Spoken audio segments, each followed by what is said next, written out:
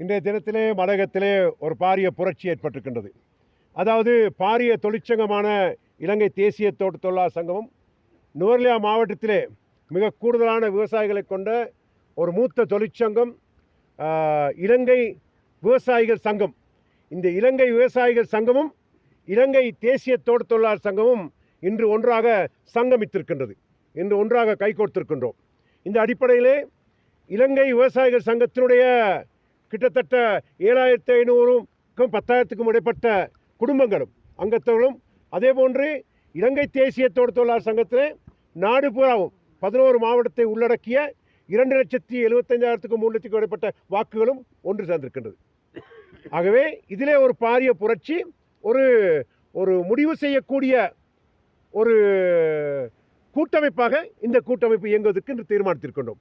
ஆகவே அந்த இலங்கை விவசாயிகள் சங்கத்தினுடைய பொதுச் செயலாளர் திரு மாதவன் சுரேஷ் அவர்கள் இன்று இலங்கை தேசிய தொழிலாளர் சங்கத்திலே அவர்களுடைய முக்கியஸ்தர்கள் உயர் சங்க உறுப்பினர்களோடு வந்து இணைந்திருக்கின்றார்கள்.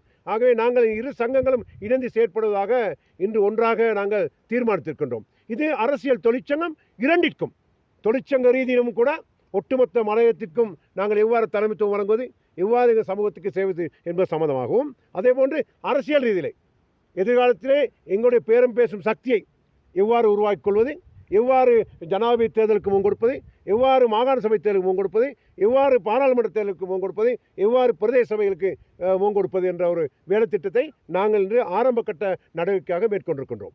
ஆகவே இந்த இணைப்பு என்னை பொறுத்தவரையில் என்னுடைய 53 வருட அனுபவத்திலே நான் நினைக்கின்றேன். அவர் திரு மாதவன் சுரேஷ் அவர்கள், அவருடைய தகப்பனார் மாதவன் அவர்கள், அவருடைய காலகட்டத்திலே வையாபுரி மாதவன், தனுஷ்கோடி மாதவன் அவர்கள் அந்த காலகட்டத்திலிருந்து ஒரு நேர்மையான முறையிலே இந்த தொழிற்சங்கத்தை கட்டி வளர்த்துவது எங்களுக்கு தெரியும். அதே போன்று இலங்கை தேசிய தோட்ட தொழிலாளர் சங்கத்துக்கு வயது 70, இதற்கு வயது 60. ஆகவே இன்றைக்கு இந்த இரண்டு சங்கங்களும் ஒன்றாக இணைந்திருப்பது நிச்சயமாக மலையகத்திலே ஒரு மாற்றம். அந்த மாற்றம் இந்த மலையக இளைஞர்களை கொண்டு தலைமைத்துவம் வழங்கக்கூடிய ஒரு மாற்றமாக அமையும் என்பதிலே எந்தவிதமான ஐயமும் இல்லை. ஆகவே பொறுத்திருந்து பாருங்கள், எங்களுடைய நடவடிக்கைகளை நாங்கள் மேற்கொள்வோம்.